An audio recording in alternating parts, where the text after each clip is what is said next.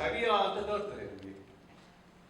ಕೆಲವು ವರ್ಷಗಳ ಹಿಂದೆ ಗೌರಿ ನಾರಾಯಣ ಹೆಗಡೆಯವರು ಕೇಳ್ತೇನೆ ನಾನು, ಅವರಿಗೆ ರಾಜ್ಯೋತ್ಸವ ಪ್ರಶಸ್ತಿ ಬಂದಾಗ ಬೆಂಗಳೂರಿನ ಕಾರ್ಯಕ್ರಮ ಇಟ್ಟಾಗ ಅವರೊಂದು ಮಾತು ಹೇಳಿದರು, ಯಕ್ಷಗಾನ ನಟಕೇಂದ್ರಿತವಾದಂತಹ ಕಲಾರೂಪ ಅಂತ ಹೇಳಿದರು.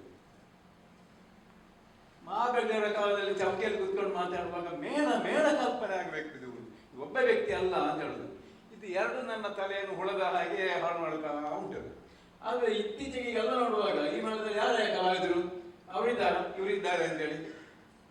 ಅಷ್ಟು ಮಾತ್ರ ಅಲ್ಲ, ಎಷ್ಟೋ ತಂಡಗಳಲ್ಲಿ ಅಥವಾ ಮೇಳಗಳಲ್ಲಿ ಇಂಥ ಕಲಾವಿದರನ್ನು ಹಿಡಿದುಕೊಂಡು ಅವನಿಗೆ ಹೆಚ್ಚು ಪದ್ಯಗಳನ್ನು ಕೊಟ್ಟು ಉಳಿದವರನ್ನೆಲ್ಲ ಸೈಡಿಗೆ ಹಾಕಿ ಅದು ನಟ ಕೇಂದ್ರಿತವಾಗಿಯೇ ಪ್ರಸಂಗವು ರೂಪಿಸಲ್ಪಟ್ಟಿದೆ.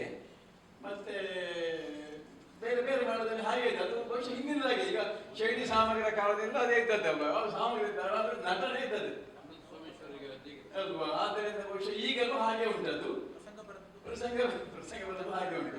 ಅದರಿಂದ ಆ ಮತ್ತು ಹೆಚ್ಚು ದೃಢವಾಗಿತ್ತು. ಇವತ್ತು ಈ ಮರುಚಿಂತನೆ ನಡೆದಿದೆ ಅಂತ ನನಗೆ ಅನ್ನಿಸ್ತಿದೆ. ನಮಸ್ಕಾರ.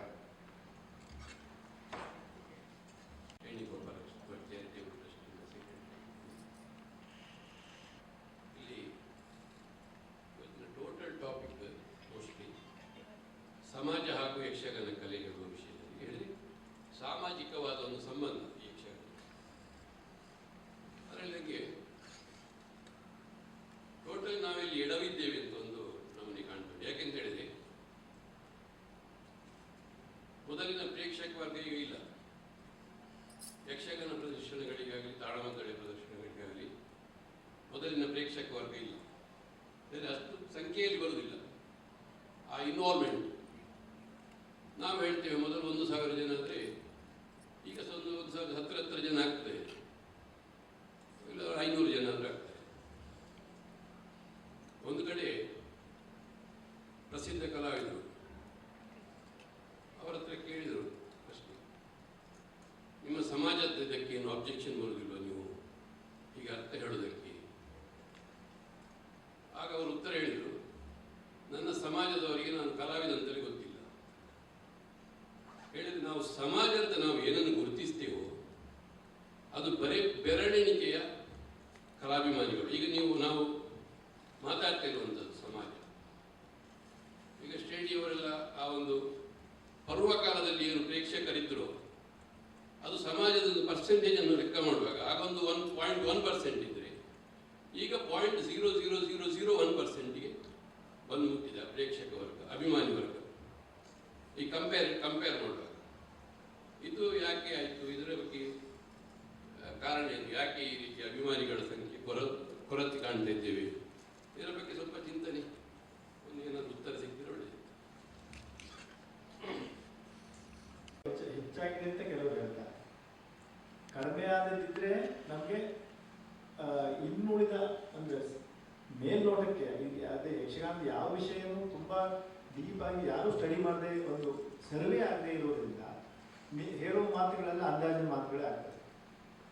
ಯಾಕೆ ಕಡಿಮೆ ಆಗಿರ್ಬೋದು ಅಂತ ಒಂದು ಅಂದಾಜು ಹೇಳೋದಾದರೆ, ಈಗ ಮಾಧ್ಯಮಗಳು ತುಂಬ ಇದೆ. ಒಂದು ಕಾಲದಲ್ಲಿ ಸಮಾಜದಲ್ಲಿ ಯಕ್ಷಗಾನ ಬಿಟ್ಟರೆ ಬೇರೆ ಒಂದು ನೋಡಲಿಕ್ಕೆ ಯಾವುದೇ ಒಂದು ಅವಕಾಶ ಇರಲಿಲ್ಲ. ಎಲ್ಲೋ ಬರುವಂಥ ಕಂಪ್ನಿ ನಾಟಕಗಳು, ಆಮೇಲೆ ಭಜನೆ ಇತ್ಯಾದಿ ಮತ್ತು ಸಿನಿಮಾಗಳು. ಆದರೆ ಯಕ್ಷಗಾನ ಮೇಳಗಳು ಏನು ಮಾಡಿದ್ರು ಅಂದರೆ, ಎಲ್ಲಿ ಜನ ಇದ್ದಾರೋ ಅಲ್ಲಿಗೆ ಹೋಗಿ ಜನರನ್ನು ಎಬ್ಬಿಸಿದ್ರು, ಆಕರ್ಷಣೆಯನ್ನು ತಂದರು, ಒತ್ತಾಯ ಮಾಡಿದ್ರು.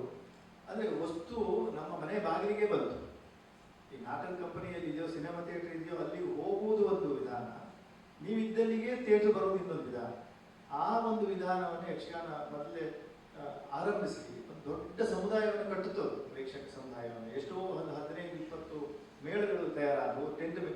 ಏನೇನು ಮಾಡಬೇಕು ಯಕ್ಷಗಾನ ಪ್ರದರ್ಶನಕ್ಕೆ ಅನುಕೂಲ ಜನರಿಗೆ ಆಗುವಾಗ ಮಾಡಬೇಕು ಅನ್ನುವ ಒಂದು ಕಲ್ಪನೆಯಲ್ಲಿ ಕುರ್ಚೆಗಳು, ಆರಾಮ ಕುರ್ಚೆಗಳು, ಚಾಪೆಗಳು, ಆಮೇಲೆ ಮತ್ತಿಷ್ಟು ಬೇಗ ಈ ರೀತಿಯ ಸೌಕರ್ಯಗಳನ್ನು ಒಂದು ಪ್ರೇಕ್ಷಕರಿಗೆ ಕೊಟ್ಟು ಅವರನ್ನು ಆಮೇಲೆ ಕಲಾತ್ಮಕವಾದಂಥ ಒಂದು ಆಸಕ್ತಿ ಅಲ್ಲಿದ್ದೇ. ಈ ಒಂದು ಸಂಯೋಜನೆ ಇತ್ತಲ್ಲ, ಅದು ಬೇಕಾಯಿತು. ಈಗ ಒಂದು 10 ವರ್ಷದಿಂದ ಅದು ಬೇಕಾಯಿತು.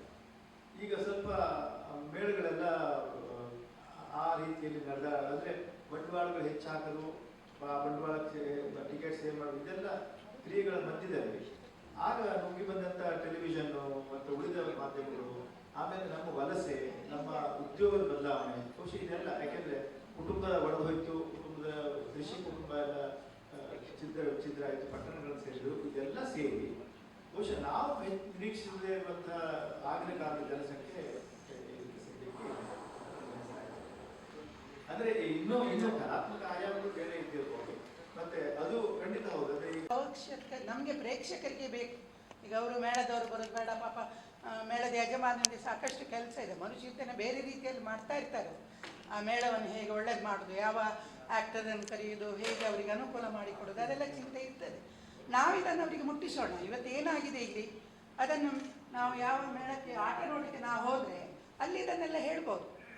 ಮತ್ತು ಗೋಷ್ಠಿಯಲ್ಲಿ ನನಗೆ ಮನಸ್ಸಿಗೆ ತಟ್ಟಿದಂಥ ಕೆಲವು ಮಾತುಗಳು ಲಕ್ಷ್ಮೀಶ್ ತೋಳ್ಪಾಡಿಯವ್ರದ್ದು ಅರ್ಥ ಆಗೋದಿಲ್ಲ. ಆದರೂ ನನಗೆ ಏನೋ ಒಂದು ಸಂಶಯ ಬರೋದು. ಯಾವಾಗಲೂ ಅವ್ರು ಮಾತಾಡಿದ ಮೇಲೆ ನನ್ನ ಸಂಶಯ ಎಂಥದಪ್ಪ, ಕಡೆಗೆ ಕೇಳಲಿಕ್ಕೆ ಬೆದರಿಕೆ ಆಗ್ತದೆ. ನನಗೆ ಗೊತ್ತೇ ಇಲ್ಲ, ನಾನು ಆ ತತ್ವಶಾಸ್ತ್ರ ಎಲ್ಲ ಓದಿದ್ದೇನೆ. ಆದರೆ ಅವ್ರು ಹೇಳಿದ ಒಂದು ಮಾತು ನಮ್ಮೊಳಗೆ ಒಂದು ಪ್ರಶ್ನಿಸುವ ಇದ್ದಾರೆ ಹೇಳೋದು ಕರೆಕ್ಟೇ. ಅದು ನಮಗೆ ಒಮ್ಮೆ ಆಗ್ತದೆ, ನಾನೀಗ ಮಾತಾಡ್ಬೋದಾ, ನಾನು ಮಾತಾಡಿದ್ದಕ್ಕೆ ಏನು ರಿಯಾಕ್ಷನ್ ಸಿಗ್ತದೆ. ಈಗ ಸಹ ಅದೇ ಒಂದು ಪ್ರಶ್ನೆಯಲ್ಲೇ ನಾನು ಮಾತಾಡೋದು, ಒಂದು ಧೈರ್ಯದಲ್ಲಿ ಮಾತಾಡಿಬಿಟ್ಟೆ. ಹತ್ತಿರ ಇವರು ಇದ್ದಾರಲ್ಲ, ಏನಾದರೂ ಇವರು ಮತ್ತೆ ಉತ್ತರ ಕೊಟ್ಟಾರು ಅಂತ ಹೇಳ್ಕೊಂಡು. ಹಾಗಾಗಿ ಆ ಒಂದು ಶಕ್ತಿ ಪ್ರತಿ ಆ್ಯಕ್ಟರಲ್ಲಿ, ಬರೀ ಅರ್ಥಗಾರಿಕೆಯಲ್ಲಿ ಮಾತ್ರ ಅಲ್ಲ, ಆ್ಯಕ್ಟಿಂಗ್ನಲ್ಲಿ ಎಲ್ಲದರಲ್ಲಿದ್ದರೆ, ಪ್ರೇಕ್ಷಕನಿಗೆ ಅದಿದ್ದರೆ ನಾವು ಒಂದು ಆ್ಯಕ್ಟಿಂಗನ್ನು ಅಥವಾ ಒಂದು ನಾಯಕನನ್ನು ಸ್ವೀಕರಿಸುವಾಗ ಯಾವ ರೀತಿ ನಾನು ಸ್ವೀಕರಿಸ್ತೇನೆ, ಹೌದಾ ಅಲ್ವಾ ಅಂತ ನಾನೇ ಒಂದು ಇಂಟ್ರೋಸ್ಪೆಕ್ಷನ್ ಅಂತ ಹೇಳ್ತಾರಲ್ವ, ಅದೇ ಒಂದು ರೀತಿಯ ಏಕಾಕಿತನವನ್ನು ಬೇರೆ ಮಾಡೋದು ನಾವು. ಆ ರೀತಿ ಮಾಡಿದರೆ ನಾವು ಬೆಳೀತೇವೆ. ಈ ಮರುಚಿಂತನೆಯ ಲಾಭ ಬರೀ ವೇದಿಕೆಯಲ್ಲಿರೋರಿಗೆ ಮಾತ್ರ ಅಲ್ಲ, ನಮಗೂ ಖಂಡಿತ ಸಿಗ್ತದೆ ಅಂತ ಇವತ್ತಿನ ಗೋಷ್ಠಿ, ಈ ಸಂಘಟನೆ ನನಗೆ ತುಂಬ ಖುಷಿ ಆಯಿತು. ಆದರೆ ಕೆಲವೆಲ್ಲ ಟು ದ ಪಾಯಿಂಟ್ ನನಗೆ ಕಾಣಲಿಲ್ಲ. ಪ್ರತಿಕ್ರಿಯೆ ಮಾಡುವವರಿಗೆ ಸ್ವಲ್ಪ ಅವಕಾಶ ಸಹ ಕಮ್ಮಿ ಆಯಿತು. ಅವ್ರ ಪಾಪ ಅವ್ರಿಗೆ ಗೊತ್ತಿದ್ದನ್ನು ಹೇಳಲೇಬೇಕಾಗ್ತದೆ. ಬರೀ ಪಾಯಿಂಟ್ ಇದಕ್ಕೆ ಪಾಯಿಂಟಲ್ಲಿ ಉತ್ತರ ಕೊಡ್ಬೋದು. ಆದರೆ ಒಳ್ಳೆಯದಾಗಿದೆ, ಸಂಘಟಿಸಿದೆ ಎಲ್ರಿಗೂ. ಮತ್ತು ಇಲ್ಲೇ ನಾನು ಒಂದು ಡೆಮಾನ್ಸ್ಟ್ರೇಷನ್ ಮಾಡಿದ್ದು ನನಗೆ ಒಂದು ಹೆಮ್ಮೆ. ಎಲ್ಲರೂ ಹೇಳಿಕೊಂಡ್ರು ನಾವು ಶೇಂಗಲ್ ವಿಶ್ವಸಲ್ಲಿ ಇದ್ದೆ, ಯಾಕಂದ್ರೆ ನಾನು ಮಂಗಳೂರಿನವಳು. ಮುಳಿಯಮ್ಮ ಭಟ್ರ ಒಂದು ಡೆಮಾನ್ಸ್ಟ್ರೇಷನಲ್ಲಿ ನಾನು ಮತ್ತು ಕೊಳಿಯೂರು ರಾಮಚಂದ್ರ ಅವರು ಭರತನಾಟ್ಯ ಮತ್ತು ಇದನ್ನು ಮಾಡಿದ್ದೇವೆ. ಹಾಗಾಗಿ ಇದಕ್ಕೊಂದು ಸಂಬಂಧ ನನಗೆ ಇತ್ತು. ಬಲಿಕವಾಗತ್ರೆಲ್ಲ ಆಗ ಹಾಡಲಿಕ್ಕಿದ್ದು, ರಾಘವ ನಂಬಿಯಾರೆಲ್ಲ ಸೇರಿಸಿ ಮಾಡಿದ್ದು. ಹಾಗಾಗಿ ನಮಗೂ ಆ ಪ್ರಜ್ಞೆ ಇದ್ದರೆ ಖಂಡಿತವಾಗಿ ಈ ಕಲೆ ಒಂದು ಆ್ಯಕ್ಟಿಂಗ್ನಲ್ಲಿ, ಅರ್ಥಗಾರಿಕೆಯಲ್ಲಿ, ಸಂಯೋಜನೆಯಲ್ಲಿ ಎಲ್ಲದರಲ್ಲಿ ಮುಂದುವರಿತಿದೆ ಅಂತ ನಾನು ಭಾವಿಸ್ತೇನೆ. ಬಹಳ ಉತ್ತಮವಾದ ಒಂದು ಸಂಘಟನೆ ಅಂತ ಎಣಿಸ್ತೇನೆ. ಮತ್ತು ಯಾವುದಕ್ಕೂ ಡ್ಯಾನ್ಸ್ ಇದು ನೀವು ಮಾಡಿದ್ರು ಡಾನ್ಸರ್ಸ್ ಬರುವುದಿಲ್ಲ, ನಮ್ಮಂಥವ್ರಿಗೆ ಕೆಲಸ ಇಲ್ಲದವರು ಅಂತ ಹೇಳ್ತಾರಲ್ಲ, ಅಂಥವ್ರಿಗೆ ಹೋಗೋದಿಲ್ಲ. ಹಾಗಾಗಿ ಅದಕ್ಕೇನು ನಾವು ಬೇಜಾರು ಮಾಡೋದು ಬೇಡ, ಇದನ್ನು ನಾವು ಪಸರಿಸೋಣ. ಇವರೆಲ್ಲ ಪತ್ರಿಕೆಯಲ್ಲಿ ಇದನ್ನು ಬರೆದ್ರೆ ಓದುವವರಾದರೂ ಓದ್ತಾರೆ ಅಷ್ಟೇ. Thank you. ನಾರಾಯಣ ಚಬ್ಬಲ್ತಿಮಾರ್ ಅಂತ, ಕಣಿಪುರ ಯಕ್ಷಗಾನ ಮಾಸಪತ್ರಿಕೆಯ ಸಂಪಾದಕ. ನಮ್ಮ ನಾರಾಯಣರು ಮಾತಾಡ್ತಾ ಒಂದು ಬಹಳ ಮೌಲಿಕವಾದ ಒಂದು ಪ್ರಶ್ನೆಯನ್ನ ನಾವೆಲ್ಲರ ಮುಂದೆ ಇಟ್ಟಿದ್ದಾರೆ, ಮತ್ತು ಅದು ಸದಾ ಚರ್ಚೆಯಾಗಬೇಕಾದ, ಸಂವಾದ ಆಗಬೇಕಾದ ಒಂದು ಒಳ್ಳೆಯ ಆಶಯ. ಅಂದ್ರೆ ನಮ್ಮ ಸಮಾಜ ಯಕ್ಷಗಾನವನ್ನು ಬಳಸಿಕೊಂಡದ್ದು ಹೇಗೆ? ಯಕ್ಷಗಾನದ ನಾನು ತಿಳಿದ ಹಾಗೆ ಯಕ್ಷಗಾನದ ಪ್ರತಿ 20 ವರ್ಷಕ್ಕೆ, ಯಕ್ಷಗಾನ ಎಂದಲ್ಲ, ನಮ್ಮ ಸಮಾಜ ಇತ್ತೀಚಿನಂತೂ ಬೇಗ ವಿಪರೀತವಾಗಿದೆ. ಪ್ರತಿ 10 ವರ್ಷಕ್ಕೆ ಸಮಾಜದ ಮನೋಸ್ಥಿತಿಗಳು ಬದಲಾಗ್ತಾ ಇದೆ. ಹಿಂದೆ ಬಹಳ 25 ವರ್ಷಗಳ ಅಂತರಗಳಿತ್ತು. 1960ರಿಂದ 70-75ರ ಕಾಲಘಟ್ಟದ ಯಕ್ಷಗಾನ, ಆನಂತರ 90ರ ಕಾಲಘಟ್ಟದ ಯಕ್ಷಗಾನ, ನಂತರ 2000ರವರೆಗೆ, ಈಗ ಕೊರೋನೋತ್ತರದ ಯಕ್ಷಗಾನ. ಈ ಪ್ರೇಕ್ಷಕ ತಲೆಮಾರುಗಳಲ್ಲಿ ಬದಲಾಗಿದೆ. ಅದು ಕೇವಲ ಯಕ್ಷಗಾನ ಎಂದಲ್ಲ, ನಮ್ಮ ಸಿನಿಮಾ ಇರ್ಬೋದು, ಸಾಹಿತ್ಯ ಇರ್ಬೋದು, ಸಾಂಸ್ಕೃತಿಕ ವಲಯದ ಮನೋಭೂಮಿಕೆ ಇರ್ಬೋದು, ಇಲ್ಲೆಲ್ಲ ಈ ಬದಲಾವಣೆಗಳನ್ನು ನಾವು ಕಾಣ್ತೇವೆ. ನಾವು ಯಕ್ಷಗಾನದ ಬಗ್ಗೆ ಏನಾಗಿದೆ ಅಂದ್ರೆ, ಈಗ ಇಲ್ಲಿ ಸತ್ಯಾನಂದರಾವ್ ಮಾತಾಡಿದ ಹಾಗೆ ನಮ್ಮ ಯಕ್ಷಗಾನದ ಬೇರೆ ಬರುವುದಿಲ್ಲ ಅಂತ ಹೇಳಿದ ಹಾಗೆ, ಇಲ್ಲಿ ನಗದೀಕರಣದ ವ್ಯವಸ್ಥೆ ಇರ್ತಿದ್ರೆ, ಇದು ಬಂದು ನಮಗೆ ಏನಾದರೂ ಲಾಭ ಉಂಟು ಅಂತ ಇರ್ತಿದ್ರೆ ಅನೇಕರು ಬರ್ತಿದ್ರೆ ಅಂತ ಜನರಿಗೆ, ಅನೇಕ ಜನರು ಅವರವರ ಅಭಿರುಚಿ ಅನುಸಾರ ಕಲೆಯಿಂದ ಮನೋರಂಜನೆಯನ್ನು ಪಡೆಯುವುದು, ಮತ್ತೇನನ್ನು ಪಡೆಯುವುದು ಎಂಬ ಅಪೇಕ್ಷೆಯಲ್ಲಿ ಇರ್ತಾರೆ. ಆ ಕಾರಣದಿಂದ ಬರ್ತಾರೆ. ಯಕ್ಷಗಾನ ಪ್ರದರ್ಶನಕ್ಕೆ ಜನ ಯಾಕೆ ಹೋಗ್ತಾರೆ ಅಂತ ಹೇಳಿದ್ರೆ ಅದರಿಂದ ಆನಂದ ಪಡೀತಾರೆ, ಅವರ ಸಂತೋಷವನ್ನು ಕಾಣ್ತಾರೆ ಇತ್ಯಾದಿ. ನಾವು ಬಹಳ ಗಂಭೀರವಾದ, ಈಗ ಗಂಭೀರ ನಾಟಕಗಳಾಗಿ ಬಹಳ ಗಂಭೀರವಾದ ಒಂದು ಯಕ್ಷಗಾನವನ್ನು ಪ್ರದರ್ಶನ ಮಾಡಿದ್ರೆ ನಮ್ಮಲ್ಲಿ 100 ಜನ ಪ್ರೇಕ್ಷಕರು ಸೇರುವುದು ಕಷ್ಟ. ಅದೇ ನಮ್ಮಲ್ಲಿ ಯಾವುದಾದ್ರೂ ಮೇಳದ ಹೆಸರು ಹೇಳುವುದಿಲ್ಲ, ಯಾವುದಾದ್ರೂ ಒಂದು 4 ಭೂತ ಬರುವ 4 ಹಾಸ್ಯಗಾರರಿರುವ ಒಂದು ಮೇಳ ಆಟ ಆದರೆ 1000 ಜನ ಸೇರ್ತಾರೆ, ಎಂಜಾಯ್ ಮಾಡ್ತಾರೆ. ಅಂದ್ರೆ ಜನರ ಮನೋಭೂಮಿಕೆ ಯಾವ ಮಟ್ಟದಲ್ಲಿದೆ ಅಂತ. ಪ್ರತಿ ಕಾಲ 80ರ ಕಾಲಘಟ್ಟದಲ್ಲಿ ಶ್ರೇಣಿಯ ಜನವರು ಸಾಮಗಾರ ಅಂತ ಅವರು ಬರೆಯುವಾಗ ನೆರೆದ ಪ್ರೇಕ್ಷಕರ ಮನೋಭೂಮಿಗೆ ಮತ್ತು ಪ್ರಬುದ್ಧ ಪ್ರೇಕ್ಷಕರು ಅಂತ ಹೇಳಿದ್ರೆ ಆ ರೀತಿಯ ಜನರು ಸಮಾಜದಲ್ಲಿ ಇದ್ರು. ಆಗಿನ ಚಿತ್ರಗೀತೆಗಳು ನೋಡಿ, ಆಗಿನ ಸಿನಿಮಾಗಳು ನೋಡಿ, ಆಗಿನ ನಾಟಕಗಳು ನೋಡಿ, ಅದೆಲ್ಲ ಭಾಷೆಯ ದೃಷ್ಟಿಯಲ್ಲಿ, ಸಾಹಿತ್ಯ ದೃಷ್ಟಿಯಲ್ಲಿ, ಕಲಾ ಕೊಡುಗೆಯ ದೃಷ್ಟಿಯಲ್ಲಿ ಬಹಳ ಪ್ರಬುದ್ಧ. ಇವತ್ತಿನ ಸಮಾಜ ಯಾವ ರೀತಿಯಲ್ಲಿದೆ, ಸಮಾಜವನ್ನು ಈ ತರದಲ್ಲಿ ರೂಪಿಸಿದವರು ಯಾರು, ಆ ನೆಲೆಯಲ್ಲಿ ಯಕ್ಷಗಾನ ಇದೆ. ಹಾಗಾಗಿ ಕಲಾವಿದ ಎನ್ನುವ ಸಮಾಜದ ಪ್ರತಿನಿಧಿ, ಅವ ಬೆಳೆದು ಬಂದ ವಾತಾವರಣ ಮತ್ತು ಅವರ ಭೌತಿಕ ನೆಲೆಯ ಆಧಾರದಲ್ಲಿ ಅವನ ಕಲಾ ಪ್ರಸ್ತುತಿ ಇರ್ತದೆ. ಹಾಗಾಗಿ ಈ ಚಿಂತನೆ ಒಟ್ಟು ನಮ್ಮ ಸಮಾಜದ ಇವತ್ತಿನ ಸಾಮಾಜಿಕ ಪರಿಸ್ಥಿತಿಯ ಹಿನ್ನೆಲೆಯಲ್ಲಿ ನಾವು ನೋಡಿದ್ರೆ ಚಂದ. ಎಲ್ಲ ಕಾಲಕ್ಕೂ ಕಲೆ ಇರಲಿ, ಸಿನಿಮಾ ಇರಲಿ, ಸಾಹಿತ್ಯ ಇರಲಿ, ಅದರ ಪ್ರಬುದ್ಧತೆ ಮೆರೆಯುವುದು ಸಮಾಜದ ಆ ಕಾಲಘಟ್ಟದ ಆಲೋಚನೆ ನೆಲೆಯಲ್ಲಿ ಅಂತ ಹೇಳ್ತಾರೆ. 70 ವರ್ಷಗಳ ರಂಗ ತಿರುಗಾಟ ನನ್ನ ಅನುಭವದಲ್ಲಿದೆ. 1951ನೇ ಇಸ್ವಿಯಿಂದ 2000 ಇಸ್ವಿಯ ತನಕ, ಮೊನ್ನೆಯ ತನಕ ನಾನು ರಂಗಸ್ಥಳವನ್ನು ಪ್ರವೇಶಿಸಿ ಪಾತ್ರ ಮಾಡಿದೆ. ತೆಂಕುತಿಟ್ಟಿನ ಯಕ್ಷಗಾನದಲ್ಲಿ ರಂಗಸ್ಥಳವನ್ನು ಪ್ರವೇಶಿಸಿದರು. ಬಡಗುತಿಟ್ಟು, ನಾವು ಈಗ ಹೇಳೋ ಬಡಗುತಿಟ್ಟು ಅಂದರೆ ಉತ್ತರ ಕನ್ನಡ. ಈ 3 ತಿಟ್ಟುಗಳ ಒಗ್ಗು ನಾನು ಅಭ್ಯಾಸವನ್ನು ಮಾಡಿದ್ದೆ. ಹಿರಿಯರಿಂದ ವಿಚಾರಗಳನ್ನು ತಿಳಿದುಕೊಂಡಿದ್ದೆ. ಪ್ರೇಕ್ಷಕರು ಕಡಿಮೆಯಾಗುತ್ತಾರೆ ಎಂದು ಹೇಳುವುದರಲ್ಲಿ ನನಗೀನ ಔಚಿತ್ಯ ಕಾಣುವುದು. ಯಾಕೆಂದರೆ ನಾನು ರಂಗ ಪ್ರವೇಶಿಸುವಾಗ 200 ಜನರಾದರೆ ಬಹಳ ದೊಡ್ಡ ಸಭೆ ಅಂತ ಹೇಳಿಕೊಂಡಿದ್ದೆ. ಈಗ 5000 ಜನರಾದರೂ ಸಭೆ ಕಡಿಮೆ ಆಯಿತು ಅಂತ ಹೇಳ್ತಾರೆ. ಹಾಗಿದ್ದರೆ ಯಾವುದನ್ನು ನಾವು ಸರಿ ಅಂತ ಒಪ್ಪಿಕೊಳ್ಳೋಣ? ಟೆಂಟಿನ ಮೇಲೆ ಆರಂಭವಾದ ಮೇಲೆ ಯಕ್ಷಗಾನದ ಕಲಾಮೌಲ್ಯ ಕಡಿಮೆಯಾಯಿತು ಅಂತ ನನಗೆ ಅನಿಸಿತು. ಆರ್ಥಿಕವಾಗಿ ಚೇತರಿಸಿಕೊಳ್ಳುವುದಕ್ಕೆ, ಮತ್ತೊಬ್ಬನ ಹಂಗಿನಿಂದ ಆಟವನ್ನು ಆಡುವುದಕ್ಕೆ ಇಷ್ಟವಿಲ್ಲದಂತಹ ಸಂಚಾಲಕ ಟೆಂಟಿನ ಮೇಳವನ್ನು ಆರಂಭಿಸಿದ.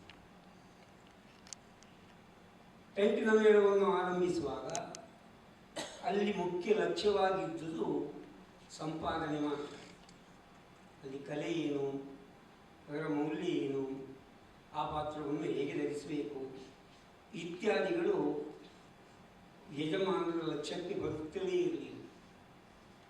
ಇದೊಂದು ಮಾತು ಬಂತು, ಯಜಮಾನರುಗಳನ್ನು ಸೇರಿಸಬೇಕು, ಕಲಾವಿದರನ್ನು ಸೇರಿಸಬೇಕು. ಯಜಮಾನರನ್ನು ಸೇರಿಸಬೇಕು ಎಂದು ಹೋದರೆ ಎಷ್ಟು ಸಂಪಾದನೆ ಆದೀತು ಅಂತ ಕೇಳುವುದಲ್ಲದೆ ಕಲೆಯ ಬಗ್ಗೆ ಅವರು ಏನೂ ಹೇಳೋದಿಲ್ಲ. ಯಾಕೆಂದರೆ ಕಲಾ ಚಿಂತನೆಯನ್ನು ಮಾಡುವ ಯಜಮಾನ ನನ್ನ ಅನುಭವದಲ್ಲಿ ಈ 70 ವರ್ಷಗಳಲ್ಲಿ ಬೇರೆ ಬೇರೆ ಬೇರೆಗಳಲ್ಲಿ ತಿರುಗಾಟ ಮಾಡಿದೆ ನನಗೆ ಕಾಣಲಿಕ್ಕೆ ಸಿಗ್ತದೆ. ಯಕ್ಷಗಾನ ಹೀಗಿರಬೇಕು, ಹೀಗೆ ಆಟ ಮಾಡಿದರೆ ಚೆನ್ನಾಗ್ತದೆ ಎಂದು ಹೇಳುವವರೆಲ್ಲ ಸಂಪಾದನೆಯನ್ನೇ ಲಕ್ಷ್ಯವಾಗಿಟ್ಟುಕೊಂಡಿರುವಂತೆ ಯಕ್ಷಗಾನದ ಪರಂಪರೆಯೋ, ಅದರ ಮೌಲ್ಯವೋ ಇತ್ಯಾದಿಗಳ ಕಡೆಗೆ ಲಕ್ಷ್ಯವನ್ನು ಕೊಟ್ಟವರು. ಧರ್ಮಸ್ಥಳದಲ್ಲಿ ವೀರೇಂದ್ರ ಹೆಗ್ಗಡೆಯವರು ಯಕ್ಷಗಾನ ಕಲಾ ಮೌಲ್ಯವನ್ನು ಕಾಪಾಡಬೇಕು, ಅದಕ್ಕಾಗಿ ಕಲಾವಿದರು ಎಲ್ಲರೂ ಸಿದ್ಧರಾಗಬೇಕು ಅಂತ ಅಪ್ಪಣೆ. ಕಲಾವಿದರನ್ನು ಯಾಕೆ ಕರೆಸಿಕೊಳ್ಳುವುದಿಲ್ಲ ಅಂತ ಕೇಳಿದರೆ, ನಮ್ಮ ಮೇಳದ ಕಲಾವಿದರನ್ನೇ ಕರೆಸಿಕೊಂಡು ಅಭ್ಯಾಸ ಮಾಡುವುದಕ್ಕೆ ಅವಕಾಶವನ್ನು ಕಲ್ಪಿಸಿಕೊಡು. ಮಂಜುನಾಥನ ದಯ ಇರಬೇಕು, ಯಾವ ಕಲಾವಿದರು ಬರಲಿಲ್ಲ. ಅಂದರೆ ಕಲಾವಿದರು ಅಭ್ಯಾಸಕ್ಕಾಗಿ ಅಥವಾ ವಿಚಾರವನ್ನು ತಿಳಿದುಕೊಳ್ಳುವುದಕ್ಕಾಗಿ ಯಾವಾಗಲೂ ಬರುವುದಿಲ್ಲ. ಬಂದರೆ ಅವರ ಮೌಲ್ಯ ಕಡಿಮೆ ಆಗ್ತದೆ ಅಂತ ತಿಳ್ಕೊಳ್ತಾರೆ. ಮತ್ತೆ ಅರ್ಥಕ್ಕಾಗಿಯೇ ದುಡಿಯುವವರು ಅರ್ಥ ಹೇಳುವುದಕ್ಕೆ ಬರುವುದಿಲ್ಲ, ಅರ್ಥಕ್ಕಾಗಿಯೇ ಬರ್ತಾರೆ. ಶೇಣಿಯವರ ವಿಚಾರವನ್ನು ಪದೇ ಪದೇ ಹೇಳುವುದು ಕೇಳಿಸಿ. ಪ್ರಾಯ ಶೇಣಿಯವರಿಗಿಂತ ಹಿಂದಿನವರ ಅರ್ಥಗಾರಿಕೆಯನ್ನು ಇವರು ಯಾರು ಕೇಳಲಿಲ್ಲ ಅಂತ ನನಗೆ ಕವಿಭೂಷಣ ವೆಂಕಪ್ಪ ಶೆಟ್ಟರು ಉತ್ತಮ ಅರ್ಥಧಾರಿ ಎಂದು ಪ್ರಸಿದ್ಧರಾದರು.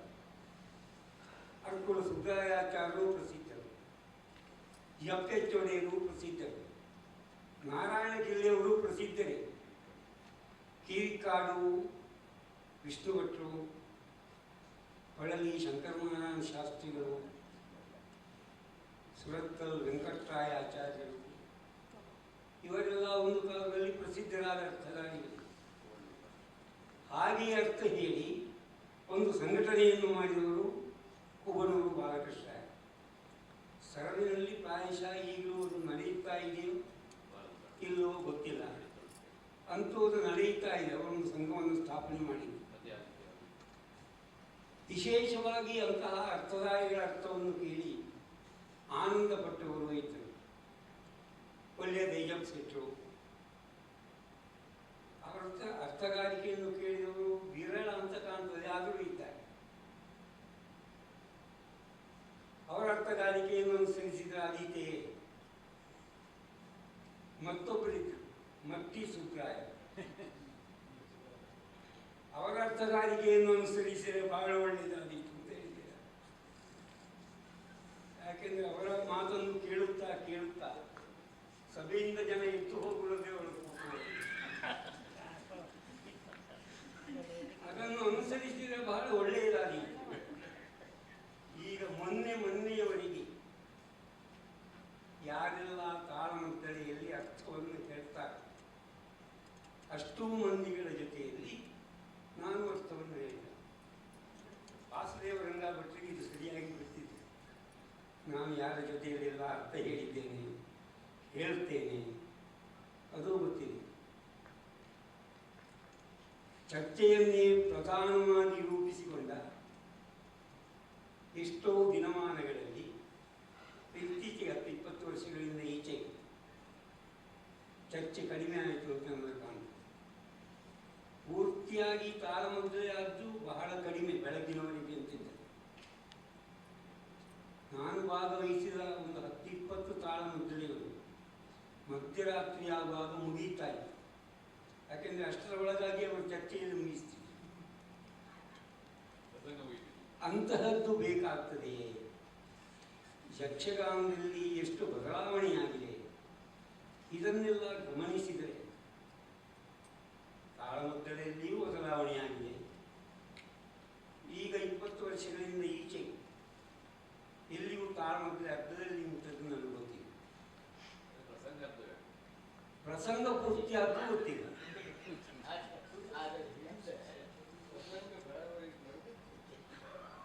ಪ್ರಸಂಗ ಬೆಳಗೋರಿಗೆ ಆಗುತ್ತಿರಲಿಲ್ಲ, ಈಗ ಪ್ರಸಂಗ ಪೂರ್ತಿ ಆಗುವುದು ಅಷ್ಟೇ, ವ್ಯತ್ಯಾಸ ಅಷ್ಟೇ. ಚಿನ್ನಿಗೋಳಿಯವರು ಅಂತಹ ಆಭಾಸಗಳಾಗುವಾಗಲು ಎಂದು ನಿಶ್ಚಯಿಸಿ ಯುಗ ಪುರುಷ ಸಭಾಂಗಣದಲ್ಲಿ 3 ಗಂಟೆಯ ತಾಳಮದ್ದಳೆ ನಿಶ್ಚಯ ಮಾಡಿ ಆ ತಾಳಮದ್ದಳೆಯಲ್ಲಿಯೂ 3 ಗಂಟೆಯಲ್ಲಿ ಅವರು ಹೇಳಿದಂತಹ ಕಥಾಭಾಗ ಮುಗಿಯದೇ ಇದ್ದಾಗ ಅಲ್ಲಿಗೆ ನಿಲ್ತೀವಿ. ಇದು ವಾಸುದೇವ ರಂಗಾಭಟ್ರ ಅನುಭವಕ್ಕೆ ಸರಿಯಾಗಿ ಬಂದಿರಲಿಲ್ಲ. ಅವರಂತೂ ಕೊನೆಗೆ ಪ್ರಸಂಗವನ್ನು ಮುಗಿಸಿದರು. ದಕ್ಷಯಜ್ಞದ ಗೌರಿ ದಾಕ್ಷಾಯಿಣಿ ಬೆಂಕಿಗೆ ಬೀಳದೆ ಉಪಾಯ ಇಲ್ಲ ಅಂತ ಕಂಡಿತು. ಆದ ಕಾರಣ ಅವರು ಬೆಂಕಿಗೆ ಬಿಟ್ಟರು, ಪ್ರಸಂಗ ಮುಗಿಯಿತು.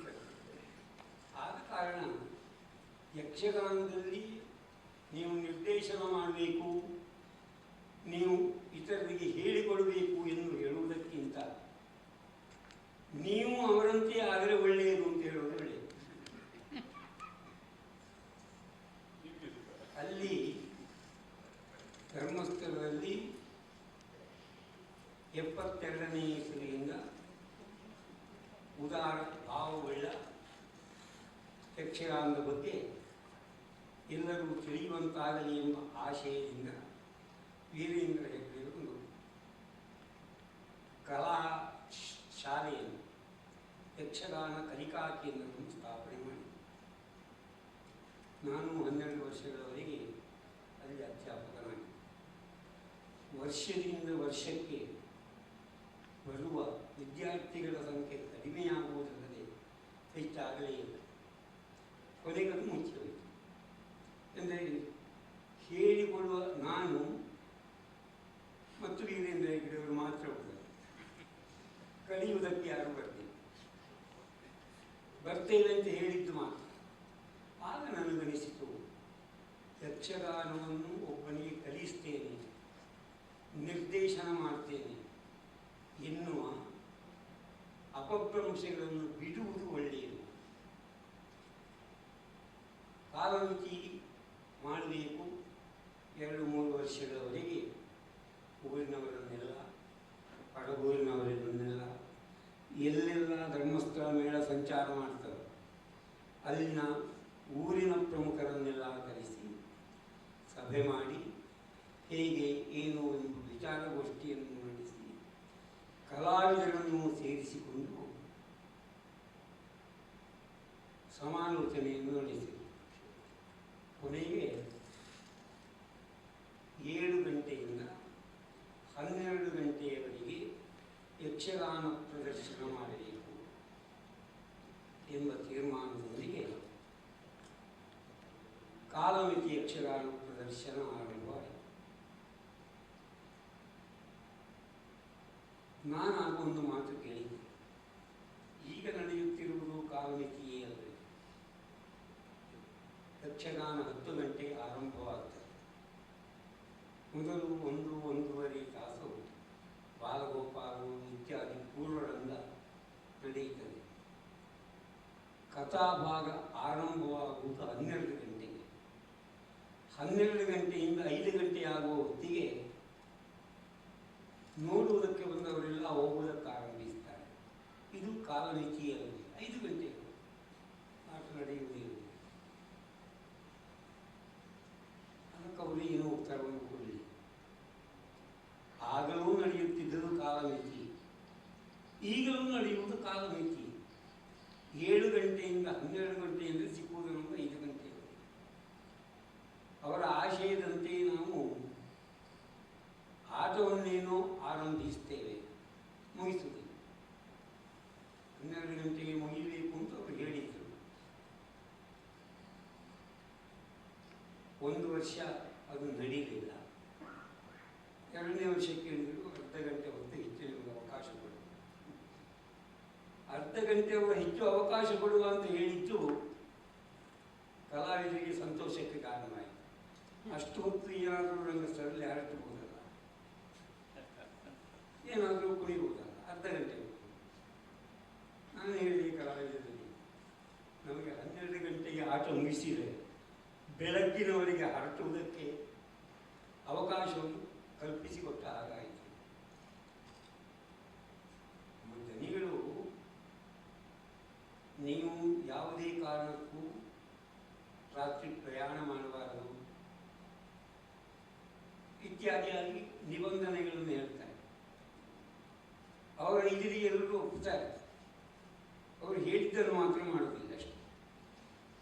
ಅವರ ಆಶಯ ಇದ್ದದ್ದು 12 ಗಂಟೆಗೆ ಮುಗಿಬೇಕು, ನಾವು 1 ಗಂಟೆ ಆದರೂ ಮುಗಿಸುವುದು. ಆದ ಕಾರಣ ಯಾವ ನಿರ್ದೇಶಕನಿದ್ದರು, ಯಾರು ಏನೇ ಹೇಳಿದರು, ಕಲಾವಿದ ಸ್ವತಂತ್ರತೆ. ನೀನು ಮಾತನಾಡುವುದು ಉದ್ದಾಯಿತು ಅಂತ ಹೇಳುವುದಕ್ಕೆ ಗೊತ್ತಿಲ್ಲ. ಯಾಕೆಂದರೆ ಅವನಿಗೆ ಅಷ್ಟು ಅಭ್ಯಾಸ ಮಾಡಿದ್ದಾರೆ, ಅಷ್ಟು ಹೇಳಲೇಬೇಕು.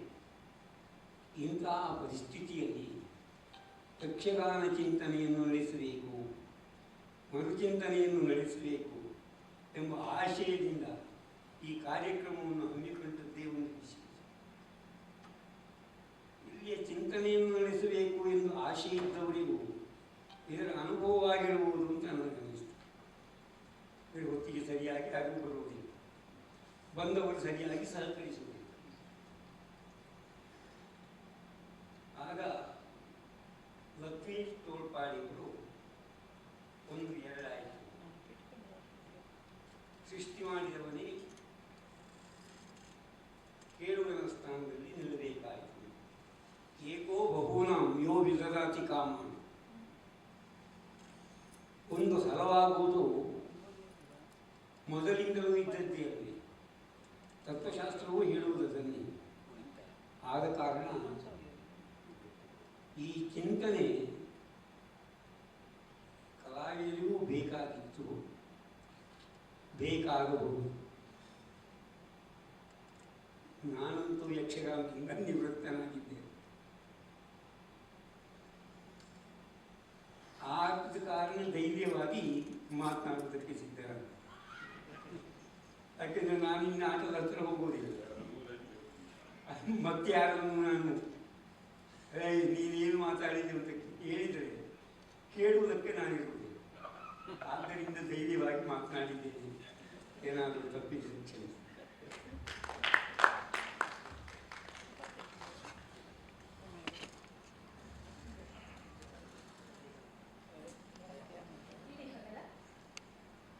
ಇಳಿಹಗಲ ಎರಡನೇ ಗೋಷ್ಠಿಯ ಸಂಪನ್ಮೂಲ ವ್ಯಕ್ತಿಗಳಾಗಿ ಆಗಮಿಸಿದಂತಹ doctor A Narayan, professor K Shripad Bhat, ಪ್ರತಿಕ್ರಿಯಿಸಿದ ಶ್ರೀ ಕೆರೆಮನೆ ಶಿವಾನಂದ ಹೆಗಡೆ, ಶ್ರೀ ವಾಸುದೇವ ರಂಗಂ, ಹಾಗೆ ನಮ್ಮ ಜೊತೆಯಲ್ಲಿರುವಂತಹ ಕದ್ರಿ ನವನೀತ್ ಶೆಟ್ಟಿ, ಹಾಗೆ ಸಂವಾದದಲ್ಲಿ ಭಾಗವಹಿಸಿದ ತಮಗೆಲ್ಲರಿಗೂ ಕೂಡ ವೇದಿಕೆಯ ಪರವಾಗಿ ಧನ್ಯವಾದಗಳು.